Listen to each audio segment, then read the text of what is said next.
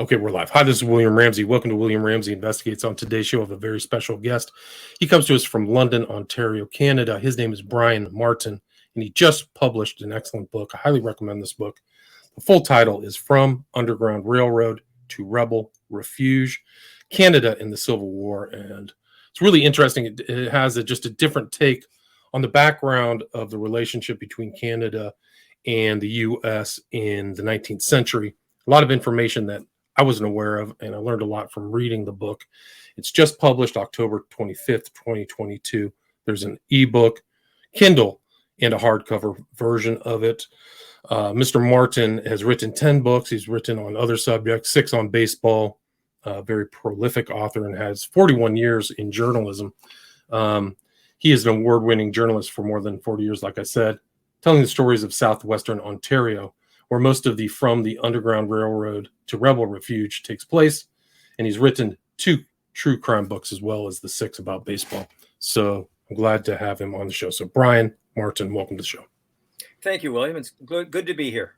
Excellent. So for people who may not have heard your name, can you kind of talk about your background and then what led you to put together this very well written and very well put together book? Well, thank you. I grew up in the Toronto area, and I came down to London, Ontario, which is about 2 hours to the southwest, to attend university. Took journalism. I applied all over the place. I wound up at the newspaper here in London, and I spent 41 years writing the stories of people and places and the history of southwestern Ontario, which is the area that stretches from if your viewers can imagine a map, if you could imagine where Detroit is and where Buffalo is, we are that chunk of Canada that hangs down low and is on the north side of Lake Erie. It's called Southwestern Ontario, and London is the center of it. It's the largest city in that part of the Ontario, and I think it's the 10th largest city in the country now. And we were a very manufacturing sector. We were part of a rich agricultural region, and lots of businesses are here. So it's a city today of about 450,000, and back at the time of the Civil War, it had about 15,000. But it was a small city at the time, but an influential one. I've written a number of books, and I've made some great contacts with some historians in the city of London here and in the area. And there was a time about 2 years ago, a friend of mine who's a historian, he also happens to be an undertaker of all things. He's got a terrific sense of humor.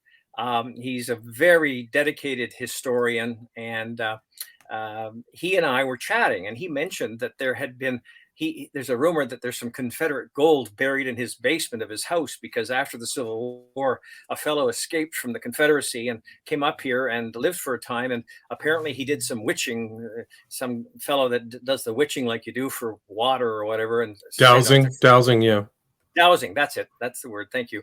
And believes that there's some anomaly in the well in the basement of his house. Anyways, we were talking about that. And then he said, and there were a lot of people up here that, came up here after the Civil War, plantation owners, people who had enslaved Black people. And we had, people. And I said, really? And he says, yeah. So he took me out to one of the large cemeteries in London here, Woodland Cemetery. And he showed me a cluster of headstones. And all the headstones, there are about 12 or 15 of them, carrying about almost 20 names. And they were all indicated as people from been born in South Carolina, Charleston, South Carolina, and they died here in London, Ontario. Well, the interesting thing, it struck me quite interesting. First of all, there's no natural or logical connection between a place like Charleston, South Carolina, and London, Ontario. It's 1,000 miles away as the bird flies. And I was saying, well, that's sort of interesting. And you say they came up here after the Civil War. He says, yeah.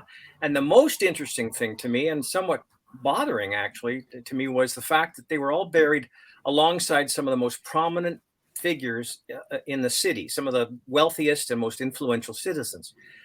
Your listeners and viewers may be aware of Labatt Brewery, or Labatt's Beer it's called.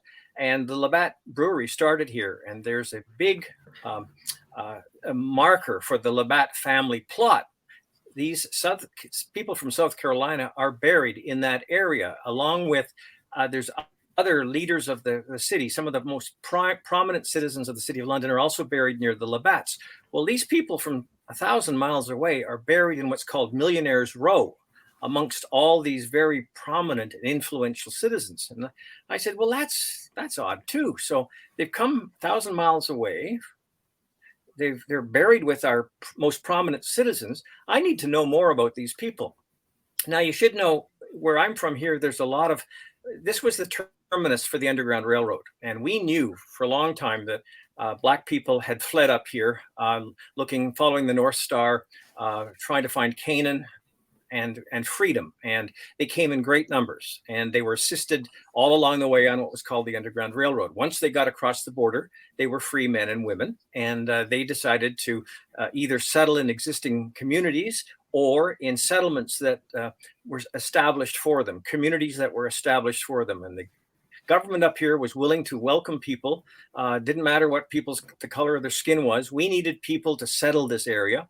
And in fact, we put out the welcome mat for them. And officially, we were still a British colony before the Civil War. And there was a welcome made for them. Now, it wasn't always a bowl of cherries, their life up here, but it certainly was better than what they had back in the States. We had no slavery. In fact, Ontario, which was called Upper Canada at the time, enacted the first legislation to limit slavery before 1800. And within a generation, slavery was gone. And then in Britain, they had the Slavery Abolition Act of 1834, I think it was. So we had abolished slavery. So this was people were free once they got here. The trick was getting here. And they would come through Buffalo or Lewiston, New York, or from Detroit in the West, and they would flood in here. West of London, there were a number of communities specifically established for Black people, and they were agricultural, and they had to clear the heavy bush that was here at the time. And in fact, they established fairly successful settlements. Some were more successful than others. So we knew about this, and I had written about this during my journalism career. So we knew that we had put out the welcome mat for people who had been escaping slavery. Well, I learned through my research that we'd also put out the welcome mat for all sorts of other people, including people who had been enslavers, people who had been plantation owners. And it turns out that some of those headstones that I discovered in London, two of them were a man named Manigault and another one named Mazik. And they were actually very, very, very wealthy rice plantation owners in Charleston, South Carolina area. And those two had been members of the South Carolina legislature that voted unanimously to secede from the Union in December of 1860.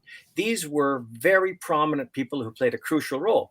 South Carolina secession, that was the first state to secede. It was one of the tripping points for starting the Civil War. And of course, Fort Sumter was in South Carolina as well. So these people played a crucial role. The more I dug into it, I found, my goodness, what an interesting situation. And while here, they sort of settled in. They had no intention of going back. I guess the people they had enslaved had all been set free. Their plantations had been taken over. All they had was the money they came with. Now, they didn't have to work up here because they had sufficient funds, and they hung, I guess, with the elite of the city. And one of them, Manigault, he actually wrote a couple of rather racist books that defended the Confederacy and the fact that only large plantations run by white people could possibly succeed, things like that. So the people in London must have known about their tendencies, and yet they were still accepted. So I found it interesting that before the war, we had put down the welcome mat for people who were escaping slavery. And then after the war, we had the same welcome mat out, I guess, for people who had enslaved those earlier arrivals. Now, there was no sort of clash up here because London and to the east over toward Niagara tended to be where the Confederates and plantation owners tended to settle, whereas between London and down towards Windsor, Detroit to the west is where the largest concentration of former slaves and former enslaved persons and free Blacks had settled. So there wasn't really sort of a reenacting of some of the troubles from down south. Everybody sort of lived peaceably together. And I think the British authorities and then the Canadian authorities, we became Canada in 1867, sort of kept a lid on everything. And there was no particular problem of them living together. So anyway, bottom line is I stumbled onto this by looking at some headstones. And if would this be a good time to show the one headstone? Yes, okay. Yes, please do. This is one of the, if I can put it up here right. Okay. Can that be read by you, William? Gabriel Manigault, the Charleston, South Carolina, died in London, Ontario, January 20-something, 1889. Is that right? I think it's 78, maybe. Anyway, yeah. At any rate, 1809. Yeah, sorry. Yeah, this was one of the two legislators from South Carolina, and he wrote a couple of those rather racist books once he was up here. So it was the cluster of these headstones that got me going on this whole project. So that's how it began, and those are some of the main things I learned through my research. I also learned, and I forgot to mention this, is that not only did people who had been enslavers and plantation owners come up here, but there were people who were wanted. The original Ku Klux Klan was called the Ku Klux. And after the Civil War, there were the white population, certain members of the white population were fearful of Black people having the right to vote and perhaps getting in charge. In South Carolina, for instance, only 40% of the population were white people, 60% were Black people.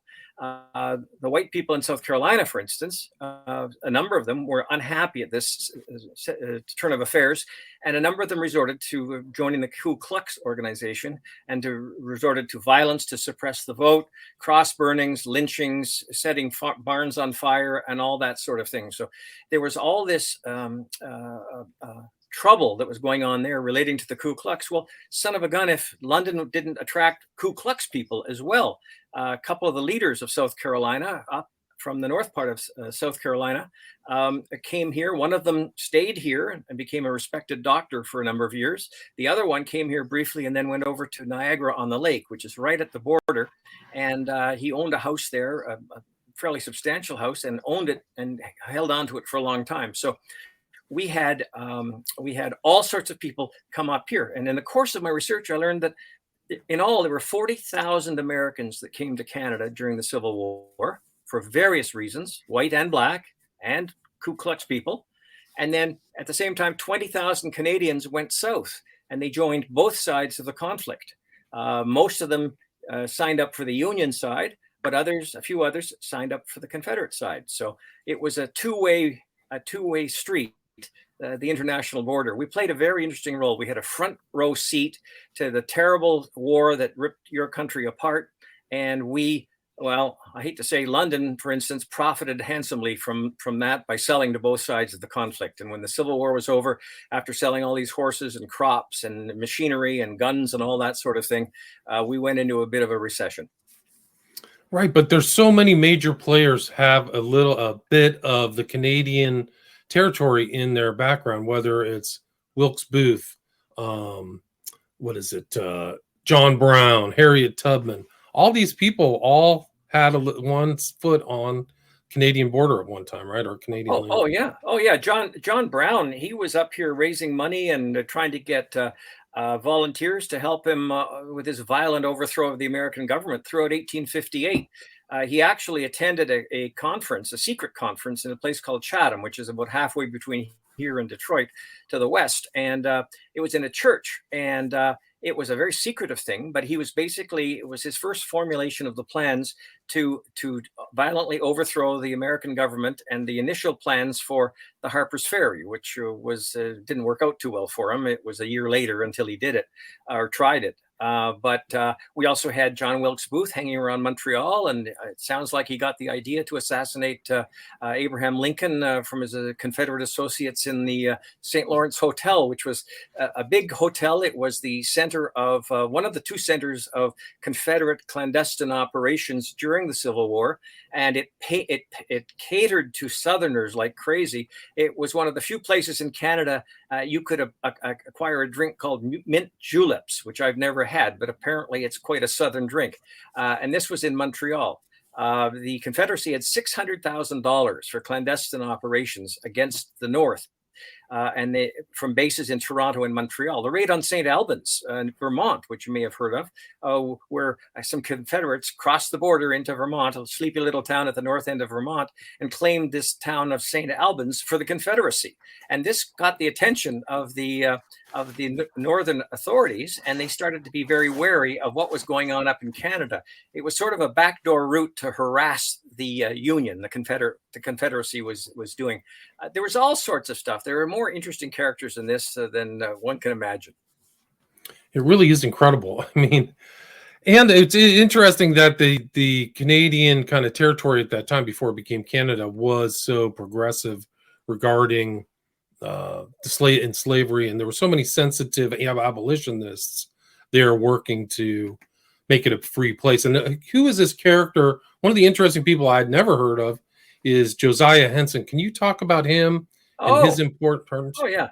Oh, Josiah Henson, I think originally came from Kentucky, and he worked his way north, had to walk. I think he walked 600 or 800 miles to get to the border. And he crossed from New York near Buffalo, a place called Black Rock, and he crossed immediately across the Niagara River into Canada at a place called Fort Erie, although where it was used to be called Waterloo. But at any rate, he came across on the ferry, and the ferry operator was absolutely astounded when Henson comes across, and he had members of his family with him, comes across, he throws himself on the ground, starts wriggling around, and the ferry operator, who thought he was having some sort of fit of some description, and he says, "What's going on, man?" And he says, I'm free. This is what freedom feels like." Well, Josiah Henson was worked for a little bit on a farm near Fort Erie, and then he walked all the way. He was put in charge of a group of black settlers, and he walked all the way to the other end of the province, down toward Windsor, or Detroit, Windsor, and he found an area near a place called Colchester, and they had a settlement down there that they farmed, and things were going pretty well. And then he hooked up with some other people that decided to put together an entirely black settlement at a place called Dresden. It was called Dawn. And he was one of the leaders of the settlement, although he was more of a titular leader and was a fundraiser. He wasn't a good administrator. And at any rate, he wrote about his life. And Harriet Beecher Stowe learned about his life, and she modeled her main character, Uncle Tom, from Uncle Tom's Cabin, after Josiah Henson. They had met, I think, in Boston, and Harriet Beecher Stowe was an anti-slavery person, and she wrote her novel, but she admitted later, under sort of vigorous cross-examination, that it was in fact Josiah Henson that was the model for her main character, even though her book was a novel. And Josiah Henson was very well respected. He was eventually received by American President Rutherford B. Hayes, and also by Queen Victoria. He was a figurehead. He worked very, very hard. He brought other black people to Canada as a conductor on the Underground Railroad, and had a very long and successful life. And where he lived in the Dawn settlement, his house still exists, and it's been dubbed Uncle Tom's Cabin, and it's part of a National Historic Site. So you can actually see the home of the man who inspired Uncle Tom's Cabin story, and see the cabin he actually lived in. Josiah Henson was a very interesting character and a leader. There were others. There was Harriet Tubman, and a number of others. But Josiah was the one that sort of caught people's fascination because of the Uncle Tom's book. Yeah, it's fascinating. And I didn't know that Harriet Beecher Stowe kind of followed up with, like, when people criticized her, she came out with another book justifying all her research and things like that. Well, to me, that was quite funny, because a novel is a novel. It's not truth. It's made up stuff. It comes out of people's heads. I'm a nonfiction writer. I couldn't possibly write a novel. I'm not that good a writer, and I wouldn't be able to keep the characters straight. And it's a different genre entirely. But she was criticized that this Uncle Tom character in her story was so unrealistic that, and even though it was a novel, she followed up with a book, you saw the title. It goes on for about 20 words, but it's her defense of her use of her defense of characters like Josiah Henson and Uncle Tom in her earlier book. I mean, that's interesting to me. I mean, here's a novelist trying to defend her novel writing as factual. Like, So anyway, who right. knows? She doesn't need to. And She then, I didn't mean, need to. I think that she is considered one of the main three people who influenced the beginning of the Civil War, like her writing, um, Harper's Ferry, and then something else. Like she was super influential, right? Oh, absolutely, absolutely. And just you mentioned it, and I don't want to for a minute leave a wrong impression here.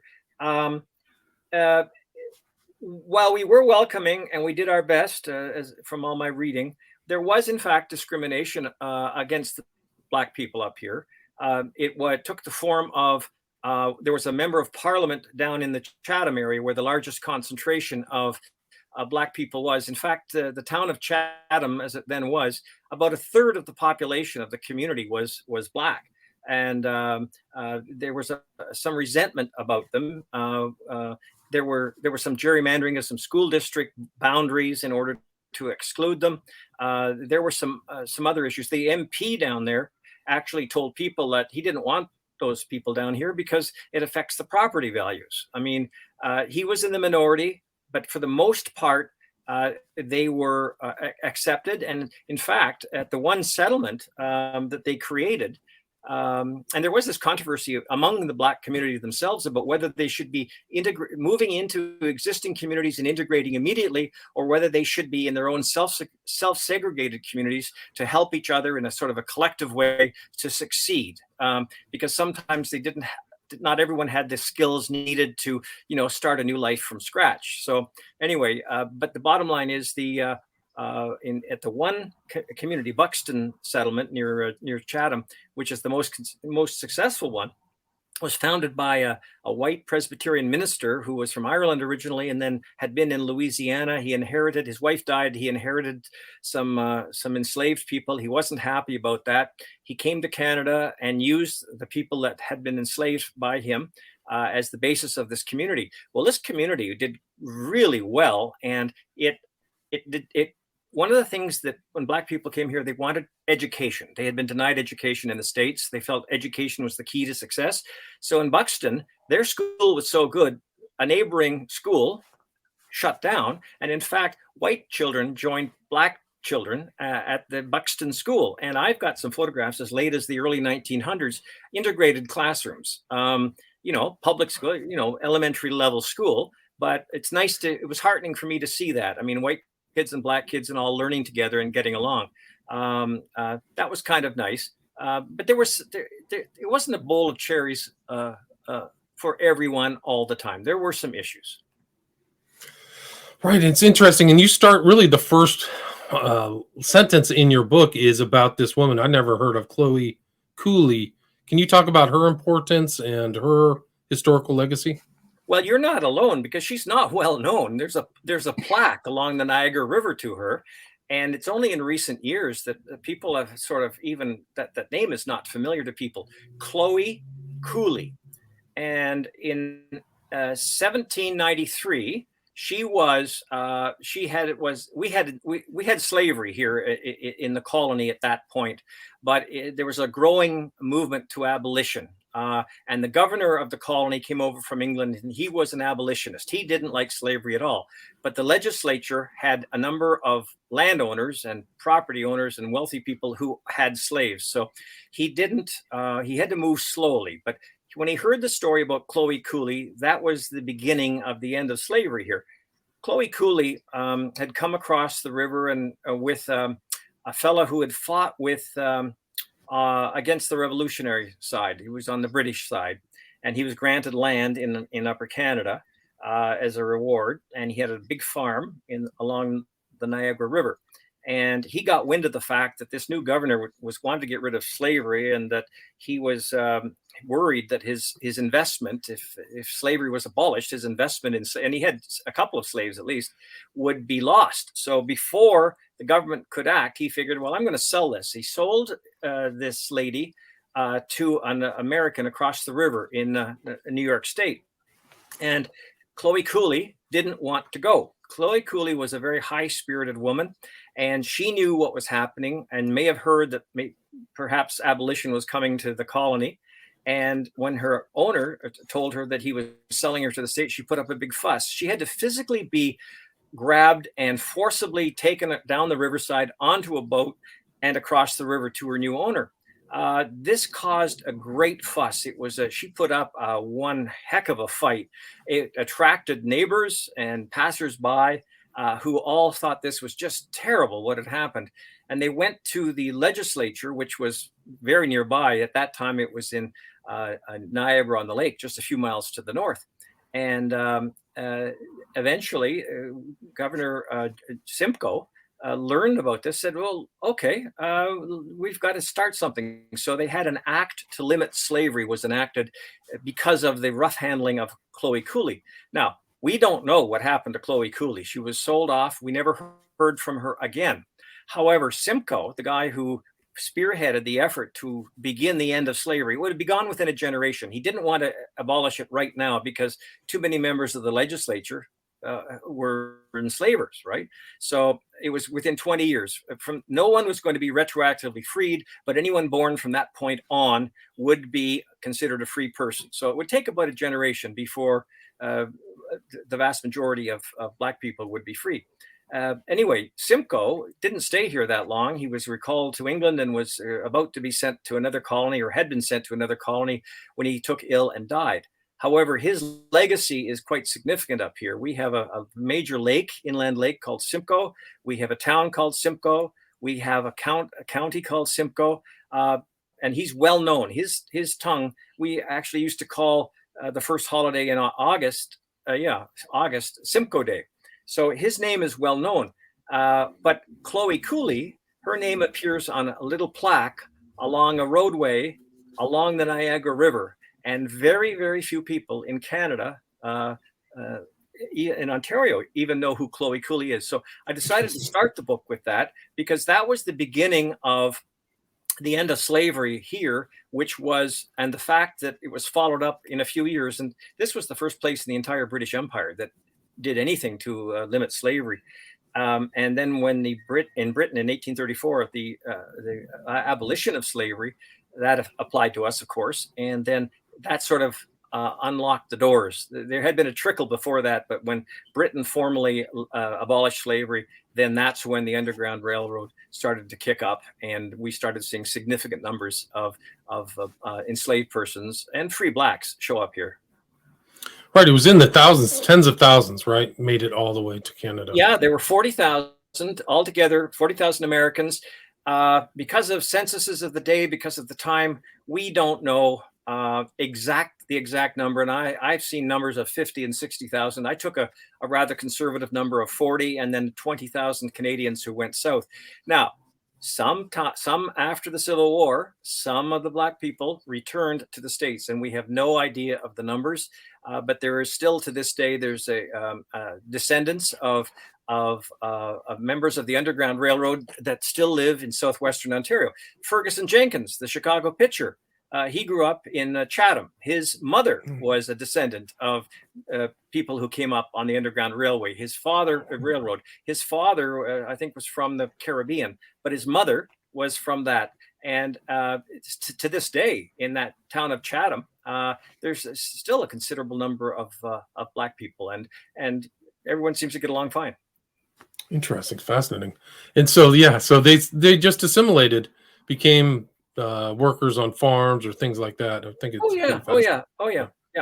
Now, I attended a thing recently, a bit of a discussion, and this young fellow thought I should be more angry that we didn't treat them better. But I mean, back then, we treated them far better than the life they knew and they had escaped. And some of them that went back after the Civil War, Reconstruction and everything, thought everything was going to be fine. Well, as soon as they got back to the lure of family and friends and what they knew, all of a sudden they were faced with Jim Crow laws and some other repression and Ku Klux Klan, and that's Ku Klux, and other forms of repression. So they may have had second thoughts, but we had none of that here, other than an organizing effort for the Ku Klux in the following century. Yeah, it wasn't economically. The post-Civil War was not great for African Americans, in general sense, my understanding. Yeah. Sharecropping and things like that. Yeah. promises 40 acres and a mule, right? That didn't materialize, things like that. But they could actually own land and purchase acreage, like significant amount of land in Canada if they wanted to. Oh Like yeah, you talked about. and sometimes they were allowed to, in exchange for work. The payment plans were easy. We needed settlers here. We have to be honest. I mean, when the Americans conducted their war of aggression of 1812, 1814, they were able to run pretty well straight through from Detroit to Buffalo because we were so thinly settled. We were unable to really defend ourselves very well. We needed settlers. The British Army was spread pretty thin, and the militia, we needed more people for the militia to help defend the home front. But aside from the people we've talked about, I want to show your viewers a photograph which takes us in a slightly different direction. This was a person who spent the time in Montreal, a couple of years in Montreal. That's Jefferson Davis and his wife, Verena. And that's a formal portrait taken during their time in Montreal. They put their kids in school up here. And this was a couple of years they spent in Canada before they went to Europe and then ultimately back to the States. But Jefferson Davis wasn't the only Confederate that came up here, because the little town of Niagara on the Lake I mentioned to you was full of Confederate generals, the Confederate envoy to Britain, a guy named James Mason, the former vice president of the United States, John Breckinridge, and the last secretary of war for Davis, Breckinridge. He lived in Niagara on the Lake, and he could see Fort Niagara, the American fort, right across the Niagara River. And in fact, he could hear the bugle calls waking the American soldiers in the morning. He was tantalizingly close, but there was an international border in between he and the Americans. And Abraham Lincoln, shortly before he died, and of course the Union was winning, was asked about what do we do about these Confederate leaders. He says best to let them run, because if we prosecute them, that will not help us get together again with the South. So basically, he suggested they should run, and run they did. And sometimes they didn't run very far, just across the border, like Breckinridge. Others went a little farther, like Jefferson Davis up to Montreal. But Niagara on the Lake, there was a number. Jubal Early, James Mason, Breckinridge. Avery, the head leader of the Ku Klux Klan, had a $60,000 reward on his head because of murder and terrorism with the KKK. He parked himself in Niagara on the Lake for quite a while. So we were the welcome mat yet again, and not just for plantation owners, but for some people that They got along pretty well. And in fact, Breckinridge, his neighbor, was in Niagara on the Lake for a time, was the publisher of the local newspaper. And he was quite sympathetic. He wrote very sympathetic articles about him. So we had a real interesting collection of people that I called it the attic. We acted as sort of an attic that when things got a little crazy down in your way. Robin Williams, I put that in the beginning of my book. Robin Williams said Canada is like the nice neighbor above the meth lab. We've sort of been an outlet for some of the people that wanted to get away from some of the madness, and some came and stayed permanently. Others came and just stayed for a little while until the heat was turned down. So it's been a very interesting thing it was a very interesting time being on the front row, watching this terrible conflict you had down there. And we benefited from it in many ways. We lost people, family members died in the Civil War, Canadians that went down to fight. Some of them went for the money, some went for the adventure. It was a two-way street. Right. And it became kind of like Casablanca of the 19th century, right? Like the Canadians became spies, assassins, bootleggers, just a whole mix of kind of like the cantina in Star Wars, just a whole mix of opportunists. And if you want to look to another era, we called them draft dodgers during the Vietnam War, but during the Civil War, they were called skedaddlers. And we had a large number of skedaddlers that came up here that wanted to escape military service. And as soon as they crossed the border, they'd thumb their nose back at the authorities, and they would get jobs and that sort of thing. Conversely, men called crimps, CRIMPS, would come up here looking to enlist young Canadian or British men in the Union, primarily the Union side, and they would get a fee for every person they brought back across the border and enlisted. And they would, ladies of the night would be enlisted to help them in this sort of activity. And the authorities here did not like the American crimps coming across the border and looking for naive young men to go and fight in their fight down there.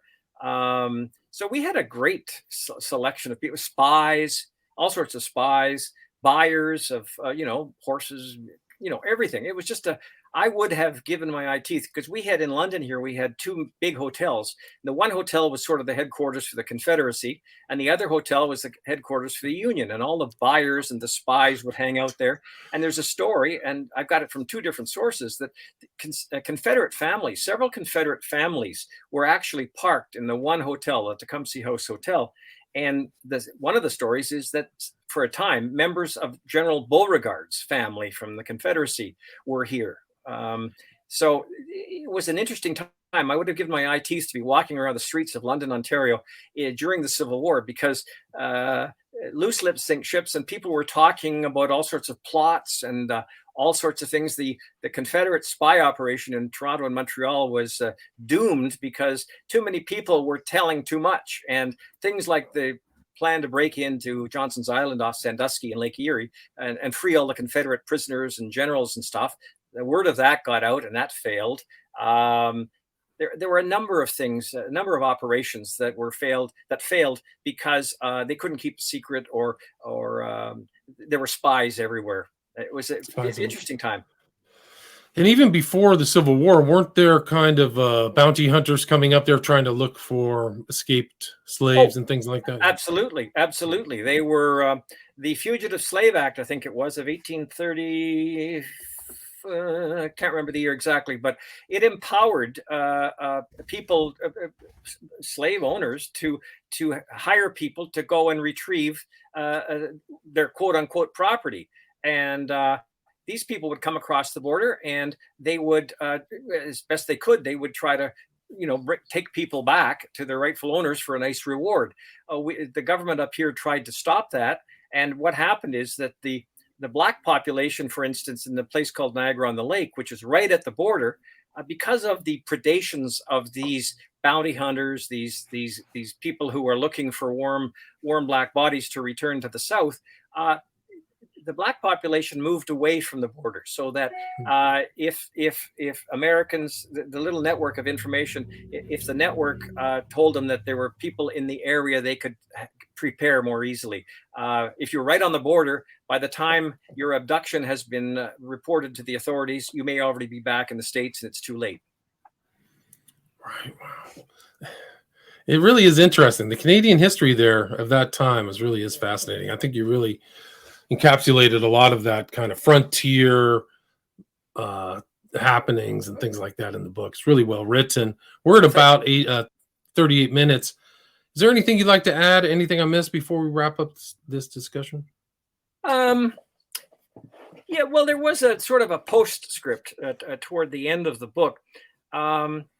We had, while we were willing to accept, or at least not prevent, members of the Ku Klux from crossing the border and finding refuge here, later on, following, and the Ku Klux was sort of driven out of existence, or at least driven underground, following the Ku Klux Act of 1871, that all these prosecutions, and the two people I mentioned in my book were fled prosecution. One from the middle of his trial, Avery, from the middle of his trial. His friends had a horse just outside the door. He bolted from the courtroom onto the horse, made his way up to Canada.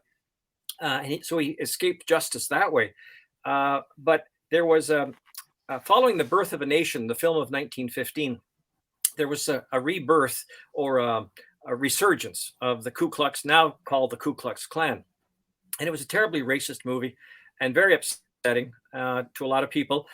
It said that the Ku Klux was the savior of the white race, and that Black people were, I won't even go into it, but they portrayed them absolutely horribly. D.W. Griffith was a terrible racist.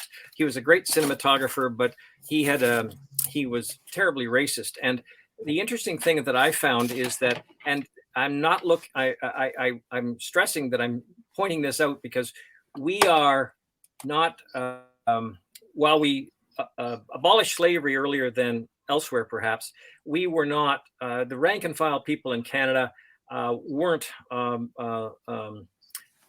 saints by any means.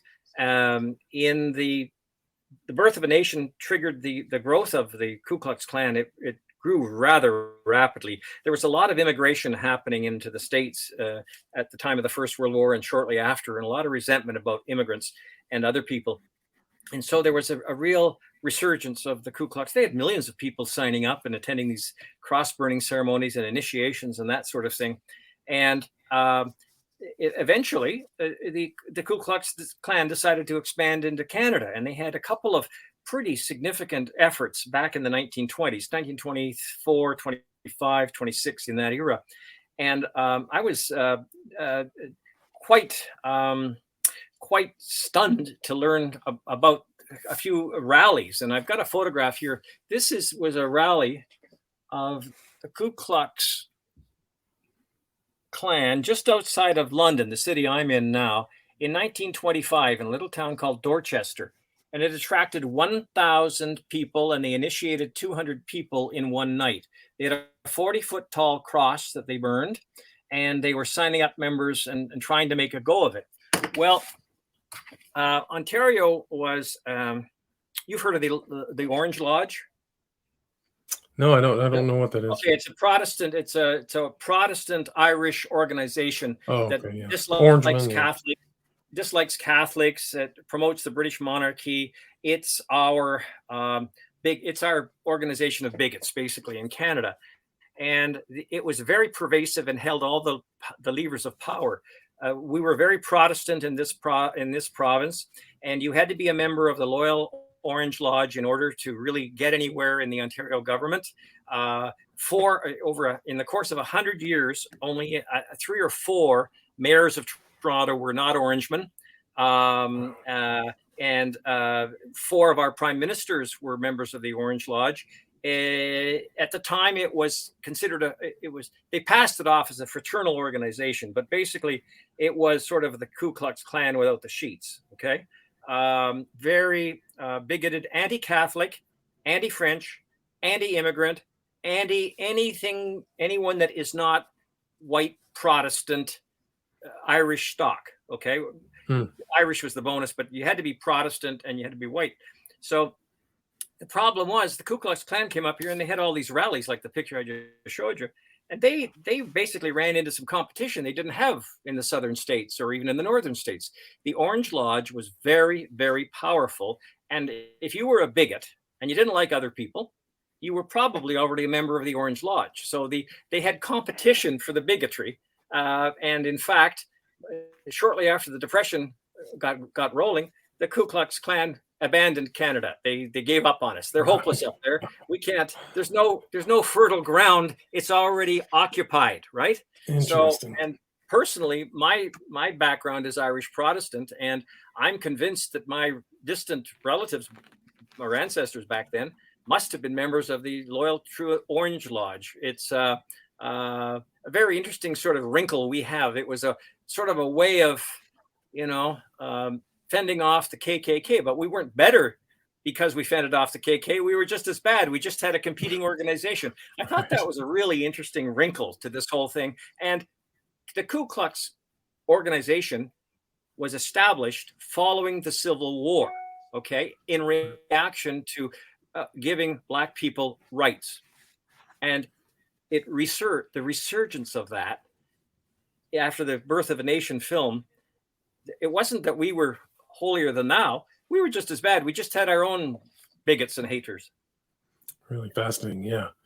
I mean, there's a lot more in this book. I mean, there's a lot of other stuff, the KKK, a lot of more Civil War, and it's just very well put together. Like, I'm really impressed with the writing and the structure of the book. So you broke it into 3 different parts, but it's also, people can listen to it.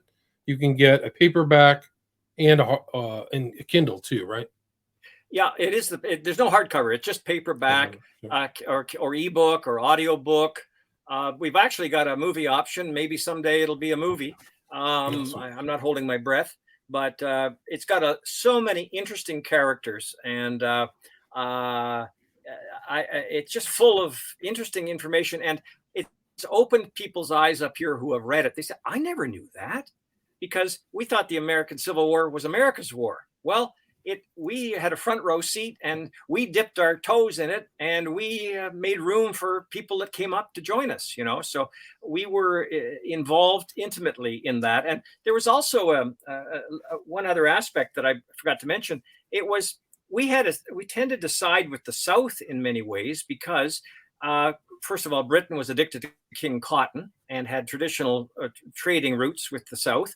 But we were worried that when it was apparent that the North was going to win the war, that after they defeated the South, they would turn their guns north, and they would complete the war of aggression they started in 1812-14 and take over Canada. And William Seward, the Secretary of State, was constantly pushing to annex Canada.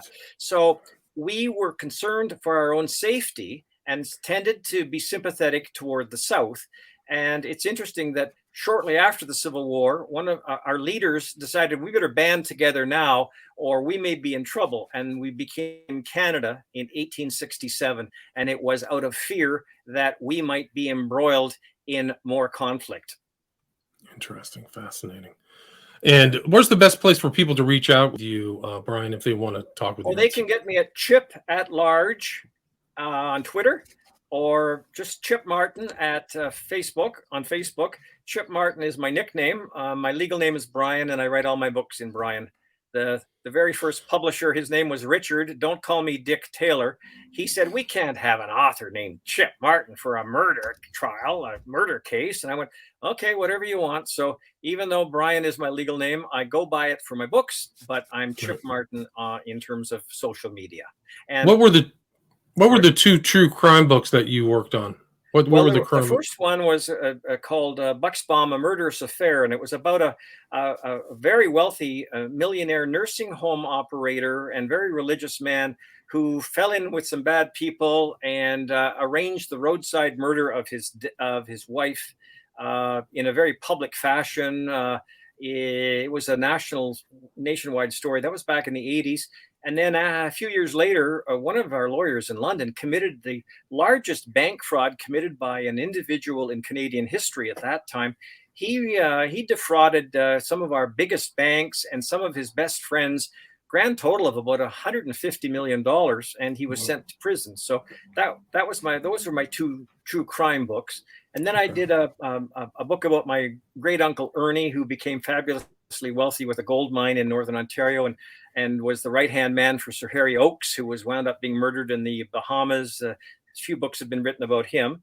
And then I did 6 baseball books, a variety of topics about some of our Canadian contributions to the game and about some very prominent people in the American game, Barney Dreyfuss, Pud Galvin, and I had a nice run with baseball books. And this is my first straight history book in some time, and it's been a lot of fun. Awesome. Well, congratulations. Just published October 25th, 2022. Again, the full title is From Underground Railroad to Rebel Refuge, Canada in the Civil War. And the author, again, is Brian Martin. So Brian, or Chip, thanks so much for your time. Thanks, William. I've enjoyed it thoroughly. Thanks so much. Likewise. Stay there. Take care. Stay there.